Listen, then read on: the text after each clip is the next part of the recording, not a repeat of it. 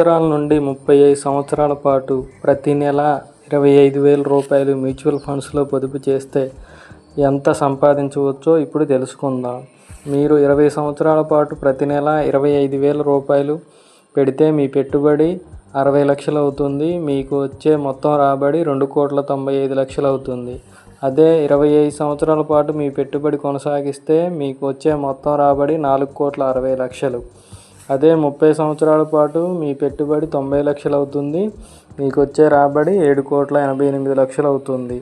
ఇంకొక 5 సంవత్సరాలు అంటే 35 సంవత్సరాల పాటు మీరు కొనసాగించడం వల్ల మీ పెట్టుబడి 1,05,00,000 అవుతుంది. మీకు వచ్చే మొత్తం రాబడి 13,36,00,000 అవుతుంది. అంటే ఇక్కడ మీరు గుర్తుంచుకోవాల్సింది 20 సంవత్సరాల తర్వాత మీరు ఇంకో 15 సంవత్సరాలు అంటే 35 సంవత్సరాలు కొనసాగించడం వల్ల మీకు వచ్చే రాబడి 10 కోట్లు పెరుగుతుంది.